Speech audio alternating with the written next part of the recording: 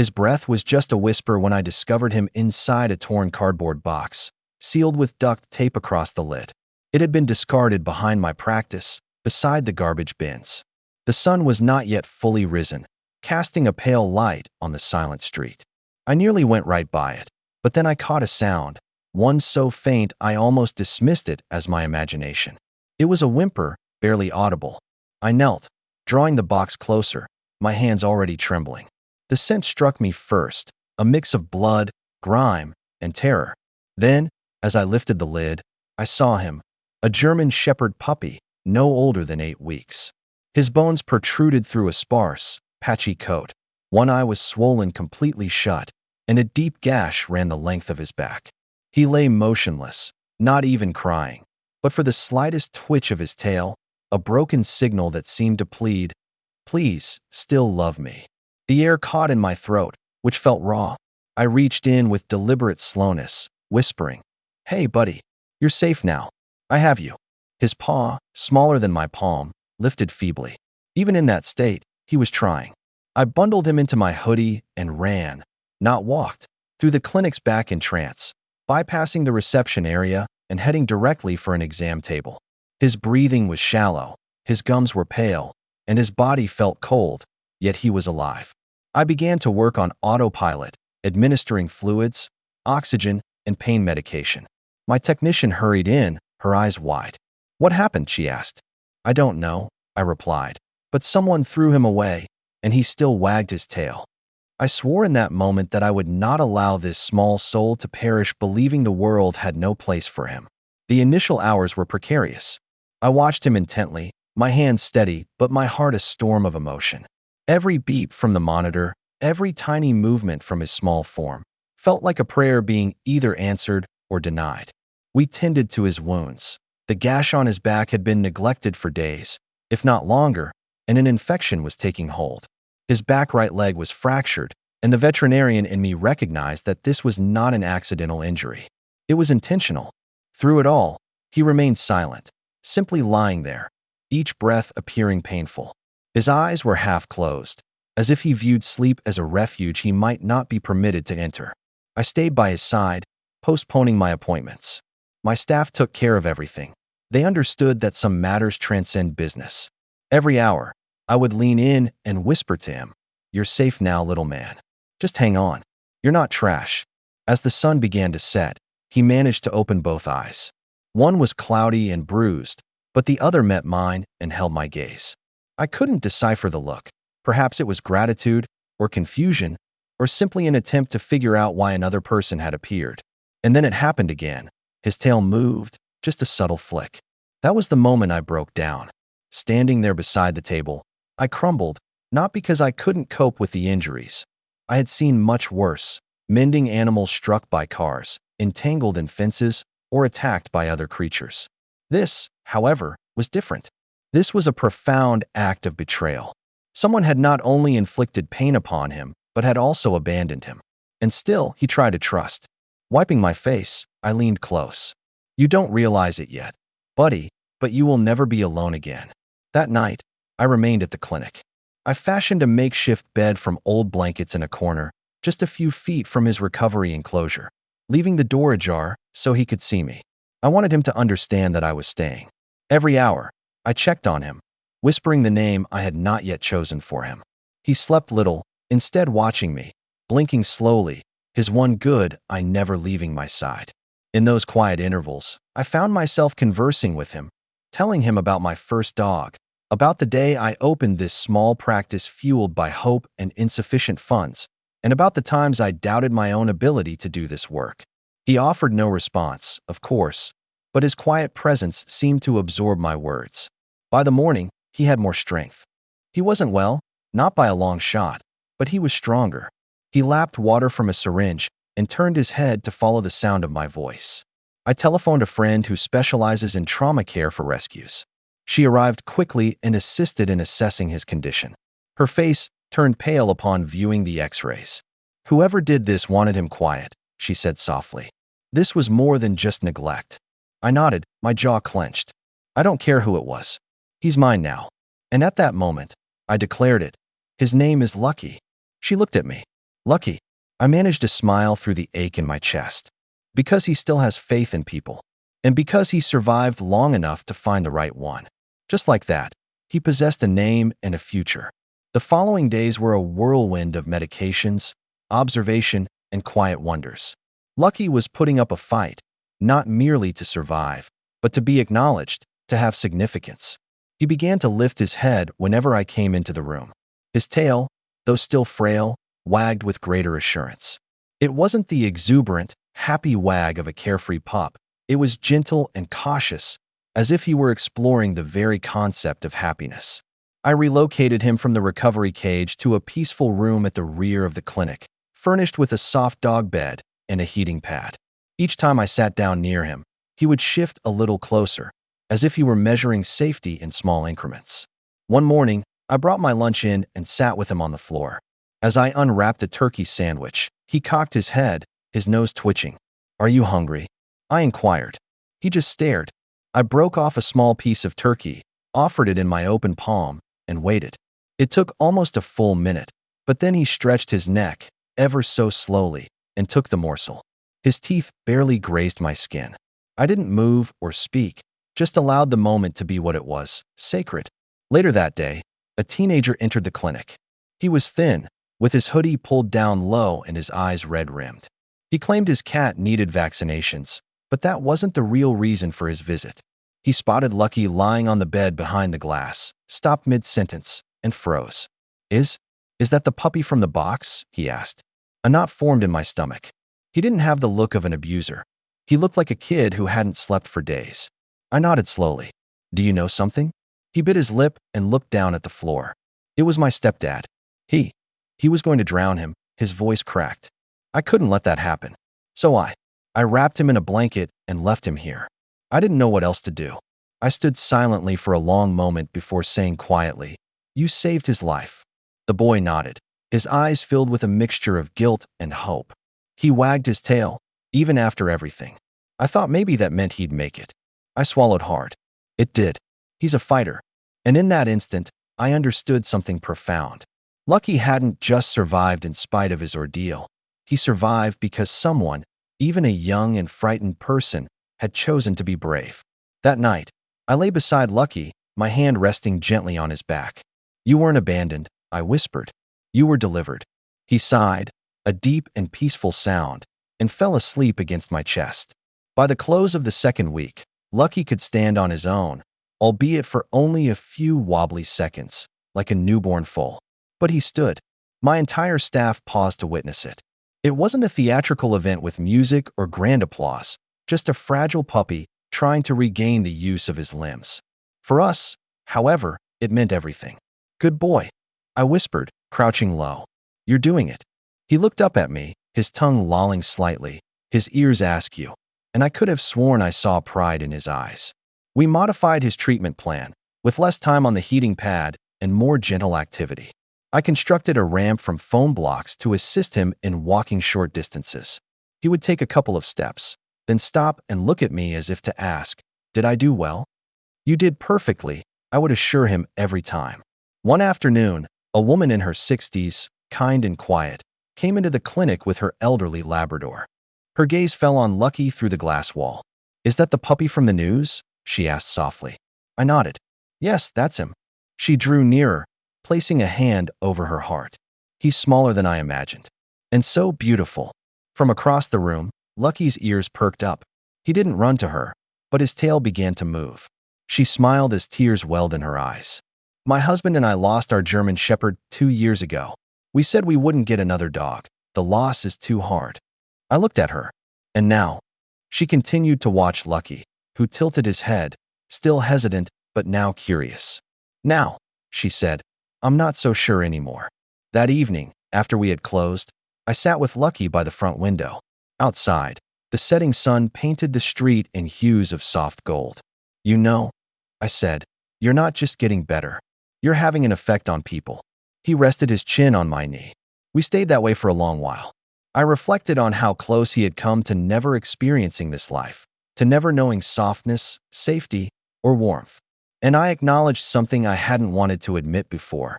My need for him was just as great as his need for me. perhaps even more so. We began to venture outside, just a few steps at a time. The first time Lucky's paw made contact with real grass, he froze, his eyes wide, as if encountering something alien or long forgotten.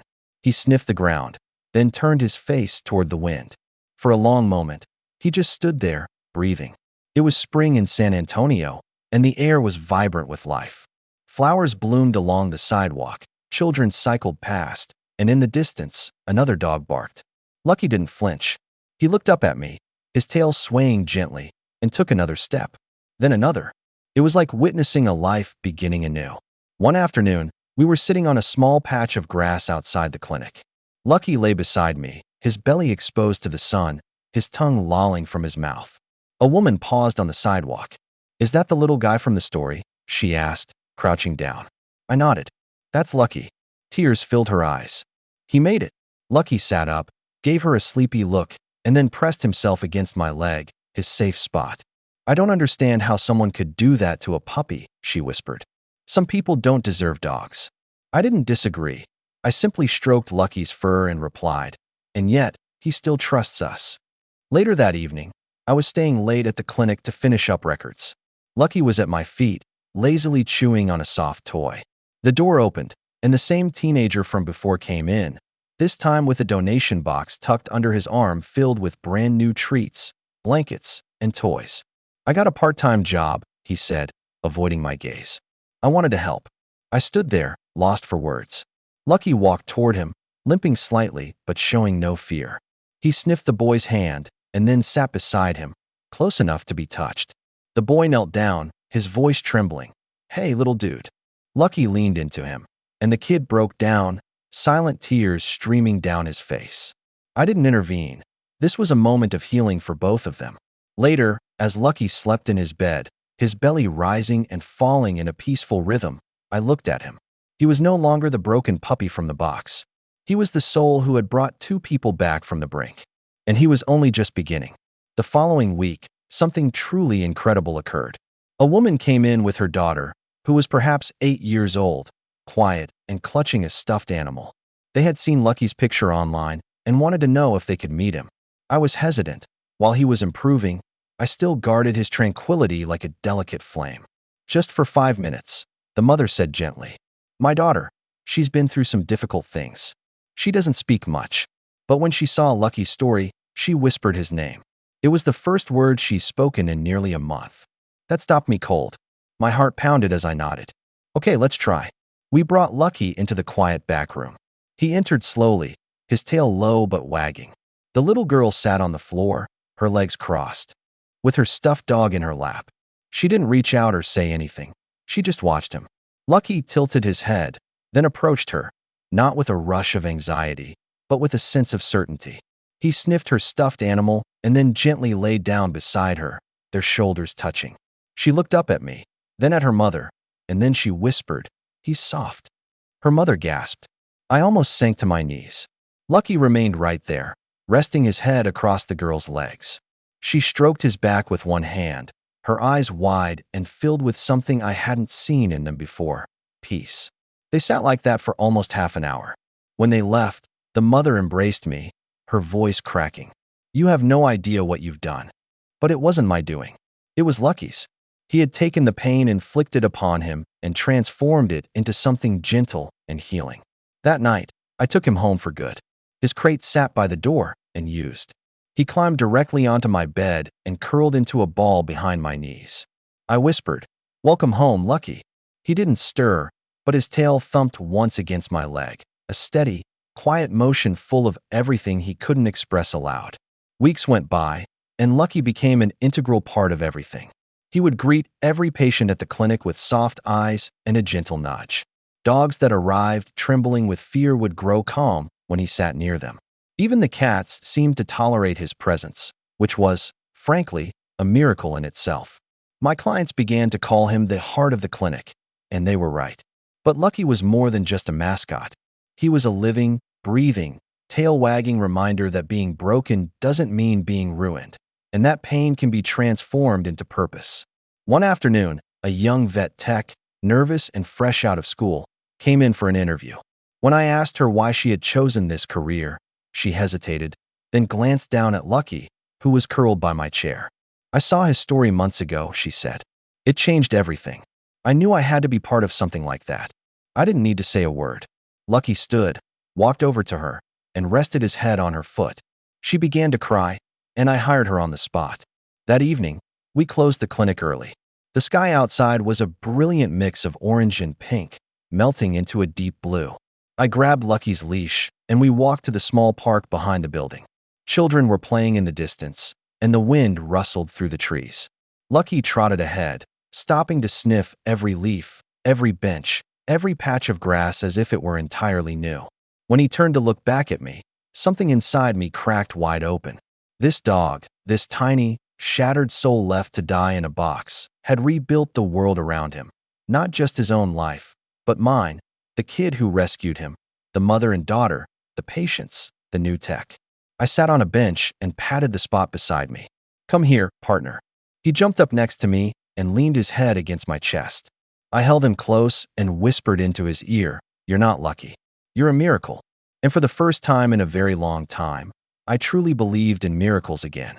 One morning, I discovered Lucky sitting by the front door of the clinic, his leash held in his mouth. I had to laugh. "Oh, so you're making the schedule now?" He wagged his tail once, then twice, a little faster now, confident and proud, as if he knew exactly what he had become. We walked to the nearby school as part of a new therapy outreach program we had initiated. At first, I was unsure how it would go. The noise, the unpredictability of children. But Lucky handled it as if he were born for it. He sat patiently as nervous kids approached. Some just observed from a distance, while others reached out slowly, tentatively. Each and every time, Lucky remained calm, present, and gentle. One boy with autism laid his head on Lucky's back and whispered, "You're safe, huh?" Lucky turned and licked the boy's cheek. Teachers were in tears. I was in tears. Everywhere he went, he brought a sense of peace. But even miracles bear scars. Some nights, I would be awakened by him pacing, whining softly at the back door. His body remembered the box. The pain, the darkness. I never tried to force him back to bed. Instead, I would open the door, sit with him under the stars, and wait. Sometimes he would lie down beside me in the grass. Other times, he would just gaze into the night, as if searching for the version of himself he had left behind. "You're not him anymore," I would whisper. "You made it home." One night, during one of these episodes, he climbed into my lap, all 70 pounds of him, and rested his head against my heart. He had never done that before. I knew then that he wasn't just healing. He was whole. We sat there beneath the moonlight, two souls who had lost and found each other, and I knew deep in my bones that he was never going back to that box. He was free. He was loved. And at last, he knew it. It was on a Tuesday. We were preparing to close the clinic when a man burst through the front door, panicked and sweating, clutching a trembling dachshund. The dog had been struck by a car just a few blocks away. With no time for preparation, we sprang into action. The team moved with instinctual speed. I was at the table in seconds, calling out vitals and assessing injuries. Then, I felt a warm presence against my leg. It was Lucky. With no leash and no hesitation, he had come in on his own. He sat beside the table, his eyes fixed on the small dog, calm but attentive. The dachshund whimpered, its body rigid with pain. Lucky leaned forward slowly and touched his nose to the little dog's. The dog went still, completely still. I had never witnessed anything like it. A wave of tranquility seemed to wash over the room. The owner, who had been pacing and sobbing, looked at Lucky as if he were seeing something sacred. "I saw him," he whispered, "in that video. That's Lucky, isn't it?" I nodded, my hands still working. "He's the reason I didn't give up on this little guy," the man said, his heart pounding. "I thought if that puppy could survive, maybe mine could too." The words struck me like a tidal wave. Lucky hadn't just overcome his own suffering. He was giving others a reason to fight through theirs. That night, we saved the little dog, and Lucky remained by his side until he awoke. He never moved, never blinked. He just stayed. Later, when the clinic was quiet once more, I locked the door, turned off the lights, and sat on the floor. Lucky lay beside me, his head in my lap. "I used to think I was the one who saved you," I whispered. "But now I see that you saved all of us." He didn't move, but his tail tapped the floor once, then again. In that moment, I felt the circle become complete. Lucky was no longer the broken puppy in a box. He was our healer, our hope, our miracle with 4 paws and a heartbeat. Lucky's story is not just about survival. It's about what can happen when pain is met with compassion and is transformed into purpose. He was discarded like trash, left to perish in a box behind a building. But he never gave up on trying, never gave up on hoping. Even with shattered bones and a crushed spirit, he still attempted to wag his tail. And somehow, that small, broken wag was more powerful than any scream.